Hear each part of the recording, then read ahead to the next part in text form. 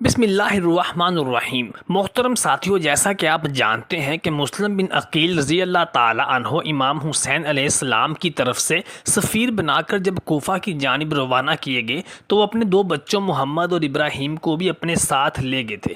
تاریخ کی کتابوں میں ان دونوں بچوں کی عمروں کے بارے میں مختلف روایات بیان کی جاتی ہیں۔ امام طبری اور سیرت حشام کے مطابق مسلم بن عقیل رضی اللہ تعالی عنہ کے ان دونوں بچوں کی عمریں 10 اور 12 سال تھی، جبکہ کچھ تاریخ دانوں کے مطابق ان بچوں کی عمریں 4 اور 6 سال تھیں۔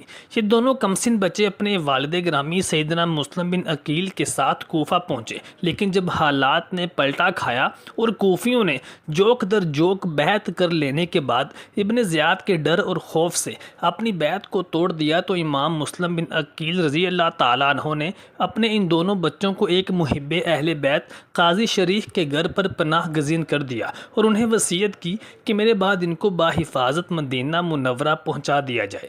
قاضی شریف ایک محب اہل بیت تھے۔ انہوں نے سر توڑ کوششیں کی ان دونوں بچوں کو مسلم بن عقیل رضی اللہ تعالیٰ عنہ کی شہادت کے بعد مدینہ منورہ پہنچا سکیں، لیکن ابن زیاد بدبخت نے کوفہ کے تمام دروازے بند کر رکھے تھے اور ان پر پہرے بٹھا رکھے تھے۔ چنانچہ قاضی شریف کو بھی گرفتار کر لیا گیا اور ان کو بھی سزا کے طور پر زندان خانے میں ڈال دیا گیا۔ ابن زیاد کے حکم پر ان دونوں بچوں کو بھی زندان خانے میں ڈال دیا گیا، جہاں پر ان دونوں بچوں کو سوکھی روٹی دی جاتی تھی اور گرم ابلتا ہوا پانی پینے کے لیے دیا جاتا تھا۔ وہاں ان کو ایک محب ملا جو زندان خانے میں کھانا فراہم کرنے پر مامور تھا۔ آخر کار ان دونوں بچوں نے زندان بان سے اچھے کھانے کے مطالبے کا فیصلہ کیا اور اس سے اپنا تعارف کروایا کہ وہ رسول کریم صلی اللہ علیہ وآلہ وسلم کے خاندان سے تھے۔ زندان بان ان کا شجرہ نسب سن کر بہت شرمندہ ہوا اور اس نے قید خانے سے باہر نکلنے میں ان دونوں کی مدد کی۔ ابن زیاد کے قید خانے سے نکلنے کے بعد یہ بچے چھپتے چھپاتے ایک بوڑھی عورت کے گھر پر پہنچے جو رحم دل تو تھی، لیکن یہ جان کر کہ یہ دونوں حضرت مسلم بن عقیل کی اولاد ہیں وہ خوف زدہ ہو گئی۔ اس نے محمد اور ابراہیم کو اپنے داماد کے بارے میں بتایا جو کہ عبید اللہ ابن زیاد ملعون سے انعام ملنے کی لالچ میں ان دونوں کی بو سونگتا پھر رہا تھا۔ بچوں کی منت و سماجت پر اس بوڑھی عورت نے ان کو اپنے گھر پر رات بسر کرنے کی اجازت دے دی، لیکن وہی ہوا جس کا اس بوڑھی عورت کو خوف تھا۔ اس کا داماد اسی رات گھر آ پہنچا اور اس نے ان دونوں بچوں کو سوئی ہوئی حالت میں گرفتار کر لیا۔ اس شکیل قلب انسان نے اپنے غلام اور بیٹے کو ان دونوں بچوں کا سر قلم کرنے کا حکم دیا، لیکن ان دونوں نے ان بچوں کا نسب جان کر ان کو قتل کرنے سے انکار کر دیا۔ چنانچہ اس بدبخت شخص نے نہر فرات کے کنارے لے جا کر ان دونوں بچوں کے سر خود ہی قلم کر دیے اور عبید اللہ ابن زیاد کو پیش کر دیے۔ محمد ابراہیم کا روزہ کربلا سے باہر مصیب نامی شہر میں ہے۔ گو کہ محمد اور ابراہیم بہت کمسن تھے، لیکن ان کی پرورش میں محمد صلی اللہ علیہ وآلہ وسلم کی آل محمد کی عظمت جھلکتی تھی۔ زندان میں یہ دونوں برادران اکثر بیشتر روزے سے رہا کرتے تھے، ہمیشہ حق گوئی سے کام لیا کرتے تھے اور کوفہ میں پیش آنے والی مشکلات کا حل خدا کے ذکر میں تلاش کرتے رہتے تھے۔ شہادت سے قبل بھی دونوں برادران نے نوافل ادا کیے۔ ہمارا اسلام ہو ان عظیم بچوں پر کہ جنہوں نے نام حسین علیہ السلام پر جان قربان کر دی۔ تاریخی منابع میں ان دونوں بھائیوں کے بارے میں واقعہ کربلا سے پہلے کوئی معلومات ثبت نہیں ہے، بلکہ صرف و صرف واقعہ کربلا کے بعد ان کی اسیری اور شہادت کی طرف ہی تاریخ میں اشارے ملتے ہیں۔ ان دونوں بچوں کی اسارت اور شہادت کے واقعہ کے بارے میں تاریخ نگاروں کے درمیان اختلاف پایا جاتا ہے، یہاں تک کہ بعض منابع میں انہیں حضرت جعفر بن طیار یا عبداللہ ابن جعفر رضی اللہ تعالیٰ عنہ کا فرزند بتایا گیا ہے۔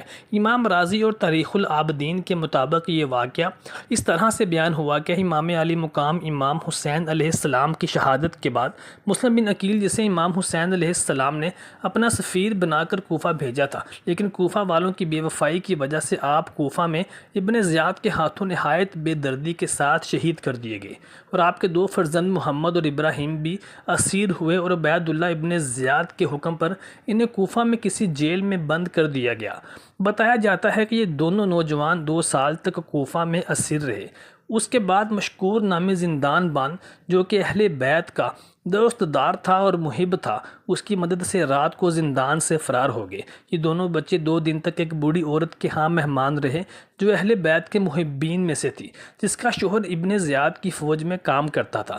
رات کو جب اس کا شوہر گھر آیا تو ان دونوں بچوں کی موجودگی کا علم ہوا۔ یوں اس بدبخت نے انہیں صبح سویرے نہر فرات کے کنارے لے جا کر شہید کر دیا اور ان کی لاشوں کو نہر فرات میں پھینک دیا، جبکہ ان کے سر کاٹ کر ابن زیاد کے پاس لے گیا۔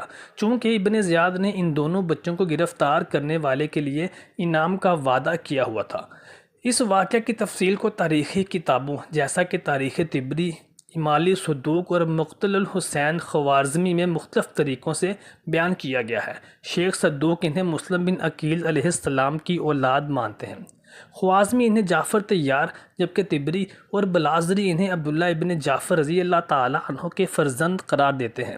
ابن سعد بھی انہیں عبداللہ ابن جعفر کے فرزند قرار دیتے ہیں اور عبداللہ ابن قتبہ کو ان کا قاتل قرار دیتے ہیں۔ محدث قمی شیخ صدوق لکھتے ہیں کہ عبداللہ بن قتبہ نے جنگ کربلا میں بھی اہل بیت سے اپنی دشمنی اور اپنی بغض کا کھلم کھلا اظہار کیا، اور حضرت عباس علمدار علیہ السلام پر جب یکبارگی حملہ کیا گیا تو یہ بدبخت بھی اس گروہ میں شامل تھا۔ واقعہ کربلا کے بعد یہ شام میں روپوش ہو گیا، مگر اس کا روپوش ہونا کسی ڈر یا خوف کی بنا پر نہیں تھا، بلکہ یہ خود ہی کوفہ اور دمشق کو چھوڑ گیا تھا، کیونکہ کربلا کے میدان میں اہل بیت پر ظلم و ستم ڈھانے کی وجہ سے اس کو ابن زیاد اور یزید کی طرف سے انعام و اکرام اور اچھی خاصی دولت مل چکی تھی۔ مگر جب یزید عبرتناک موت مرا تو یہ پھر سے کوفہ آ گیا۔ دوسری جانب مختار ثقفی نے کوفہ میں قاتلین کربلا کو اور مجرمین حسین کو گرفتار کر کے ان کو سزائیں دینے کا سلسلہ شروع کیا، تو اس کو بھی گرفتار کر کے مختار ثقفی کے سامنے لایا گیا۔ مختار کے دربار میں یہ مکر گیا اور کہنے لگا کہ میں نے تو کوئی جرم نہیں کیا، نہ تو میں نے حضرت عباس علمدار پر حملہ کیا اور نہ ہی میں نے اس سے پہلے مسلم بن عقیل کے بیٹوں کی خبر ابن زیاد کو دی۔ لیکن جب اس کے خلاف گواہیاں پائی گئیں اور گواہوں نے گواہی دی کہ یہ بدبخت ان تمام سیاہ کرتوتوں میں ملوث تھا، تو پھر یہ رونے لگا اور گڑ گڑانے لگا اور مختار ثقفی سے معافی مانگنے لگا۔ لیکن مختار ثقفی نے اس کو معاف نہ کیا اور حکم دیا کہ اس بدبخت کی گردن کو اس کے ناپاک تن سے جدا کر دیا جائے۔ چنانچہ مختار ثقفی کے حکم پر اس بدبخت کو واصل جہنم کر دیا گیا اور اس کی لاش کو جلا دیا گیا۔ اللہ تعالیٰ سے دعا ہے کہ وہ ہمارا حشر بھی اہل بیت کے غلاموں کے ساتھ کرے اور یزیدی کوفتوں کو، باطل کوفتوں کو نیست و نابود